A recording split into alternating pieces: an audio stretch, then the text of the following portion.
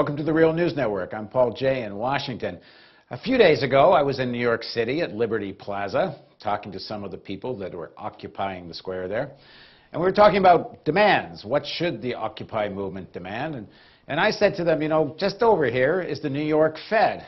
Maybe you guys should be discussing some demands of the Fed and maybe go pay a visit there when you've got several thousand people. And so someone said, well, what would you demand of the New York Fed? And I said, well, I have some ideas, but better I'll ask someone who knows. So now joining us is someone who knows, Bill Black.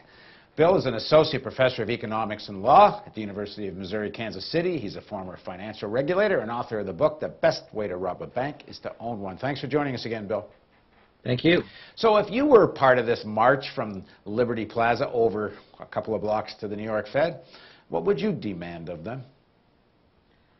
Well, I would have demands in two different areas.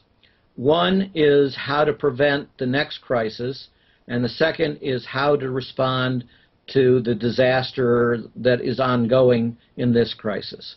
So I'll start with preventing the next crisis, because we cannot afford another one like this, much less a bigger one, and right now we're building towards exactly that. First, get rid of the systemically dangerous institutions. These are the roughly 20 largest banks in America, and the administration before it and the administration before that told us, as soon as the next one of these fails, you will produce a global financial crisis. Well, that's insane. We are rolling the dice just in the United States, and there are about 20 of these abroad as well, 20 times a day to see when the next global crisis is going to occur. So shrink them to the point where they will not create a global risk of failure. And here's the really good news from economics. These SDIs, systemically dangerous institutions, are so over-bloated that they would actually be much more efficient operations if they were shrunk to the size that they no longer posed a danger. So that's a win-win for the world. Second area, deal with the 3 Ds. The 3 Ds are deregulation, desupervision, and the de facto decriminalization. This is what's a large part of driving our crises and lead to the failures of those systemically dangerous institutions. Deregulation. It is absurd that after we ran this real-world experiment and it ended disastrously, that we didn't simply pass 2 one-sentence laws. The first one-sentence law that would say the law repealing Glass-Steagall is repealed. The second would say the law that created the Commodities Future Modernization Act of 2000 is repealed. These are 2 atrocities that help produce this crisis, and we should get rid of them. Desupervision. We have top regulatory leaders who are picked because they despise regulation and do everything possible to destroy it. So get rid of them and bring in real regulators. This means fire the failed regulators, the Bernankes and the Geithners of the world. You can't fire Bernanke, but you can certainly ask him to resign. And get a new attorney general. Holder has to go to be able to do this. That leads to the de facto decriminalization. Instead of having the FBI spend virtually all their time on the little folks, instead of the outrage that the Justice Department is pressuring the state attorney generals to give immunity to the banks for massive fraud, not just the foreclosure fraud, mind you. According to the recent Reuters story, they are trying for and are about to get immunity for all of the massive fraudulent making of liars' loans. That is a national travesty and a disgrace. Get rid of it. Along those lines, the GAO issued a report yesterday that said that the Federal Reserve System is shot through with conflicts of interest and that people act on these conflicts of interest. You can also, your viewers, look at the testimony of the former head of supervision of the Fed in front of the Financial Crisis Inquiry Commission, in which he confirmed that it was common for the regional banks to gut efforts at supervision and enforcement because of undue political pressure from the people that control those banks, which is the industry, which is why the Fed operates for the 1% instead of the 99%. Now, third major. Sorry, go ahead. Go ahead. Third major area, executive and professional compensation.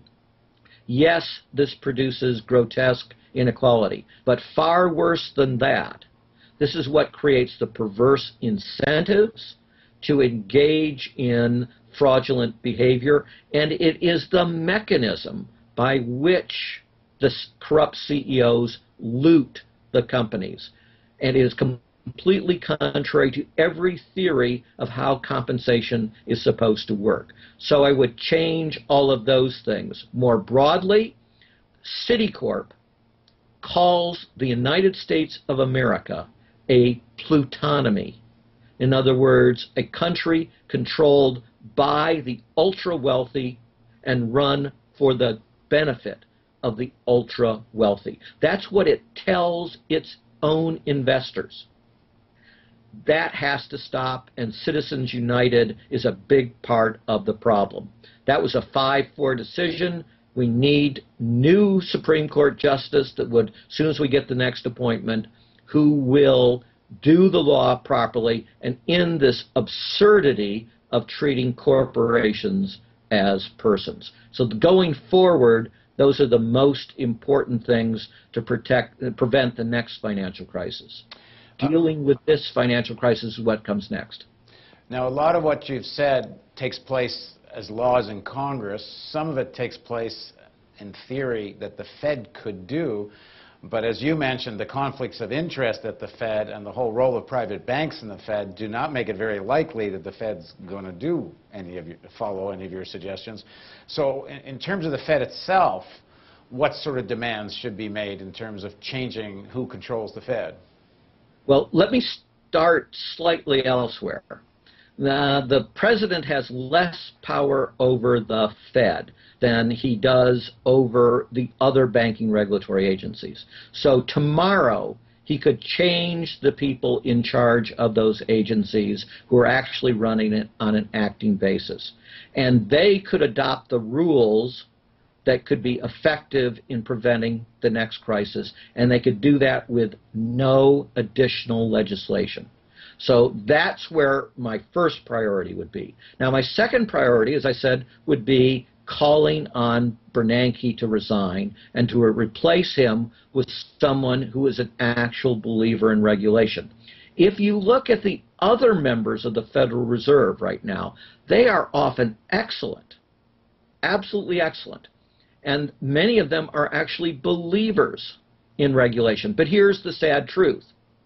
The chair of the Fed is immensely more powerful than all the other members of the Fed and completely dominates policy and, of course, completely dominates how it's implemented in practice. So get rid of Bernanke, call for his resignation, appoint one of the existing members who has good supervisory experience and instincts to be the acting head of the Fed, and you can adopt, in many cases the Fed doesn't even need new rules. Now obviously one of the new rules it has to have in the interim is ethics rules that are much stronger, including a rule that says it is absolutely illegitimate for the board of directors to have anything to do with examination, supervision, and enforcement. But again, all of that could be done on day 2 if you got rid of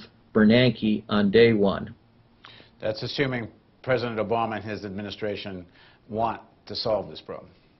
Well, yes, and you know, no one should paper over the abject failure there. After all, the president came in with a perfect opportunity to change things.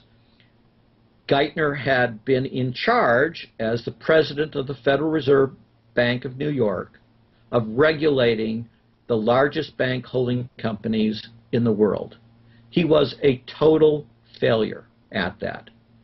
Instead, the president promoted him and put him in charge of virtually all economic things. That's a travesty.